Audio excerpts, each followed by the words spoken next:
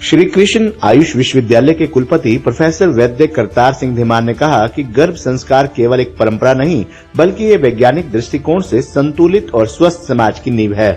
आयुष विश्वविद्यालय में गर्भ संस्कार जैसे प्राचीन ज्ञान को आधुनिक शोध और चिकित्सा प्रणाली से जोड़ने का प्रयास किया जा रहा है ताकि भावी पीढ़ी न केवल शारीरिक रूप से स्वस्थ हो बल्कि संस्कारों से संपन्न भी हो।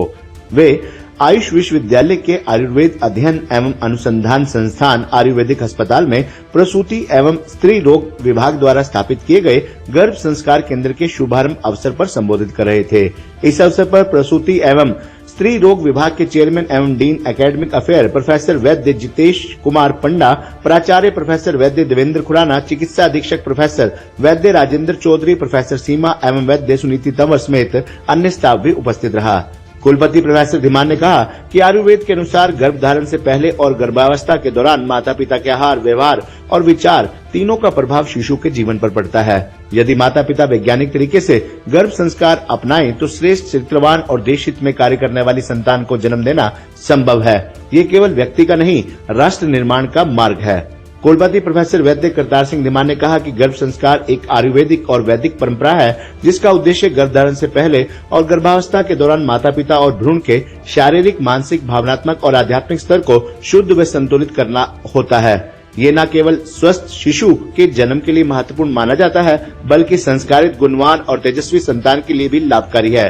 कुलपति ने कहा कि विश्वविद्यालय पहुंची सभी गर्भवती महिलाएं हमारे विश्वविद्यालय के गर्भ संस्कार केंद्र की ब्रांड एम्बेसडर बनेंगी। कुलपति प्रोफेसर धीमान ने कहा कि मानसिक, शारीरिक और आर्थिक स्थिति को ध्यान में रखते हुए ही गर्भधारण का निर्णय लेना चाहिए ताकि स्वस्थ बच्चे का जन्म हो सके। उन्होंने कहा कि विश्वविद्यालय में गर्भ संस्कार से संबंधित विशेष परामर्श, औषधीय सहायता और योग ध्यान के माध्यम से माता पिता को मार्गदर्शन दिया जा रहा है। प्रसूति एवं स्त्री रोग विभाग के अध्यक्ष प्रोफेसर जितेश कुमार पंडा ने कहा कि हमारी वैदिक मान्यता के अनुसार महाभारत और रामायण जैसे ग्रंथों में भी गर्भ संस्कार के प्रभाव दिखाए गए हैं। जैसे अभिमन्यु को गर्भ में ही चक्रव्यूह तोड़ने की शिक्षा मिलना या प्रहलाद को गर्भ में ही नारायण भक्ति की प्राप्ति होना। प्रोफेसर पंडा ने बताया कि श्रेष्ठ संतान के लिए गर्भ संस्कार बेहद जरूरी है ताकि अगली पीढ़ी शारीरिक, मानसिक व नैतिक दृष्टि से सशक्त हो। गर्भ संस्कार से गर्भस्थ शिशु का विकास यानी मन, मस्तिष्क व बुद्धि का विकास गर्भ में ही शुरू हो जाता है। गर्भधारण, प्रसव और शिशु पालन की प्रक्रिया सहज और स्वस्थ हो, इसलिए भी गर्भ संस्कार जरूरी है। उन्होंने कहा कि चरक संहिता, सुश्रुत संहिता जैसे ग्रंथों में गर्भ संस्कार की महिमा विस्तार से बताई गई है। तो उस समय का काल जो एक माता के लिए एक बड़ा ही विचित्र सा काल होता है। वो अपने साथ साथ एक जीवन को और पाल रही है और उसके मन में बड़ी चिंताएं, अपेक्षाएं कि मेरा बालक कैसा हो,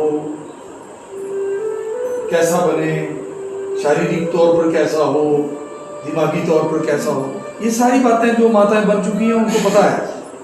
आप ऐसा चाहते हैं ना कि अच्छे शरीर वाला हो, अच्छी बुद्धि वाला हो, परिवार के लिए सहारा बने। ये सारी बातें उसी समय से चिंता शुरू हो जाती है कि नहीं होती है ना।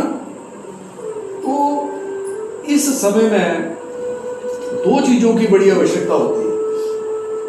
एक माता का खाना पीना, पहली बात, क्योंकि इसी से उसको पोषण मिलना है। और दूसरा माता की दिमागी स्थिति, दिमागी नहीं, मानसिक स्थिति, वो कैसी बैलेंस हो। जितना शांत, बैलेंस्ड मनोस्थिति होगी बालक की वृद्धि में, उसके शरीर के बनने में, उतनी ही अच्छी स्थिति पैदा होती है। ठीक, अब हम सारे अपने अपने जीवन में रह रहे हैं। सबकी आर्थिक स्थिति, माली स्थिति सबकी एक जैसी नहीं है, सबको एक जैसा खाना नहीं मिलता। परंतु हमारा यो केंद्र जो है वो आपको उस स्थिति में आपकी पारिवारिक, आपकी आर्थिक स्थिति के अनुसार आपको बताएगा कि जो आप खाते हैं उसमें आप थोड़ा थोड़ा क्या परिवर्तन करें, तो उससे आपका जो पोषण है, बच्चे, आपका पोषण भी और बच्चे का पोषण बहुत अच्छा होता है। एक तो ये काम बताइए। दूसरी बात, यहाँ पर भगवान की तरफ आपका मन लगा के, ये सब होता उसकी मर्जी से है, हमारी मर्जी से नहीं होता है। सृष्टि में आना और यहां से जाना ये आदमी के बस में नहीं है। डॉक्टर तो केवल साइको होते हैं, थोड़ा सा आपको तसल्ली देने वाले होते हैं, मार्ग बताने वाले होते हैं, ये हमारे हाथ में नहीं है। जो कुछ भी होता है उसकी मर्जी से होता है, हम भी उसका नाम लेके ही रोगियों की सेवा करते हैं।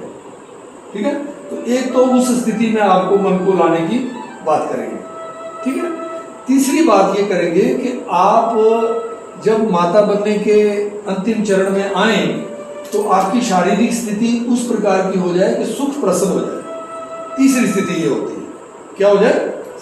सुख प्रसव हो जाए, डिलीवरी जो है वो नॉर्मल हो जाए, सुखपूर्वक हो जाए, जिससे माँ और बच्चे का जो सेहत है वो अच्छी रहे, उनको दोनों को कोई नुकसान ना हो। तीसरा काम ये करें, तो ये जरूरी काम है कि नहीं है?